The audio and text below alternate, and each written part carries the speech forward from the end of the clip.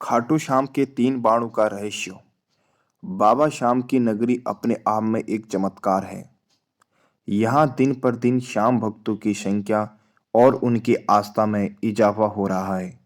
बाबा श्याम की नगरी में कोई भक्त एक बार आके बाबा के दर्शन कर लेता तो हमेशा उनका बन जाता है। हारे के सारे बाबा खाटू श्याम जी दुनिया का सबसे सर्वश्रेष्ठ धुंधर थे। उनके लिए 3 बाण ही काफी थे, जिनके बल पर वो कौरवों और पांडवों की पूरी सेना को समाप्त कर सकते थे। खाटू श्याम जी के बाणों का रहस्य।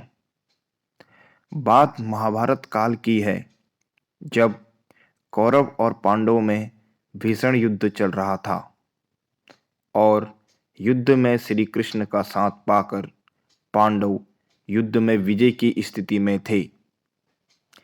अपनी पराजय की स्थिति देखकर कौरव सेना हतोत्साहित हो गई। उन्हें किसी ऐसे महान योद्धा की आवश्यकता थी जो पलक झपकते ही युद्ध की स्थिति को बदलने की शक्ति रखता हो। लेकिन उन्हें ऐसा कोई युद्ध नहीं मिल रहा था। तभी एक दिन घटोत्कच के पुत्र बर्बरीक ने यह घोषणा कर दी कि महाभारत के युद्ध में जो भी पक्ष पराजय की तरफ जा रहा होगा, मैं उसके तरफ से युद्ध में भाग लूंगा, क्योंकि बर्बरीक की माता ने उनको हमेशा यही सिखाया था कि तुम्हें हमेशा कमजोरों का ही साथ देना चाहिए और युद्ध में जो पराजय हो रहा हो वही कमजोर होता है। अपनी माता के सिखाए हुए ज्ञान की वजह से बर्बरीक कौरवों का साथ देने के लिए मजबूर थे। बर्बरीक इतने शक्तिशाली थे कि यदि वो कौरवों की तरफ से युद्ध में भाग लेते, पांडव का हारना निश्चित था।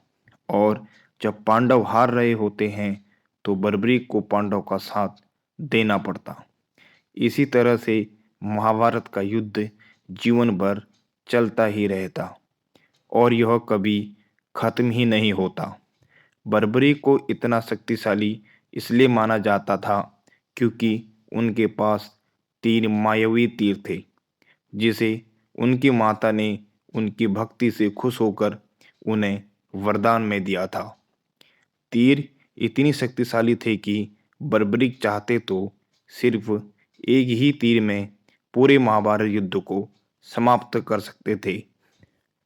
ये बात जब श्री कृष्ण को पता चली तो वह काफी चिंतित हो गई, क्योंकि पांडव धर्म के साथ थे और धर्म का विजय होना बहुत आवश्यक था। इसलिए वह बर्बरीक के पास गए और उसे सुना कि मैंने आपके तीरंदाजी की अनेक कथाएं सुनी हैं, क्या आप मुझे भी कुछ दिखा सकते हैं? इस पर बर्बरीक ने श्री कृष्ण के सामने हाथ जोड़े और उत्तर दिया, अवश्य माधव, किंतु आप क्या देखना चाहते हैं? आप स्वयं बता दीजिए।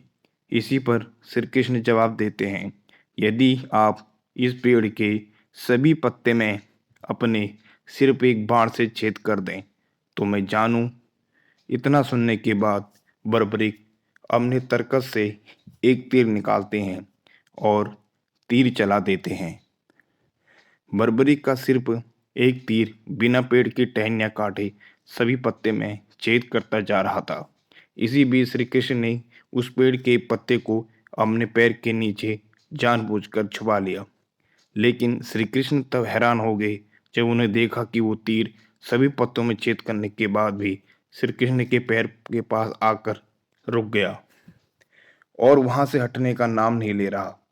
तभी बर्बरीक श्री कृष्ण के सामने हाथ जोड़ते हैं और कहते हैं कि हे माधव, मैंने अपने तीर को केवल पत्तों में छेद करने का आदेश दिया है, इसलिए कृपया करके पत्ते के ऊपर से आप पैर हटा लीजिए।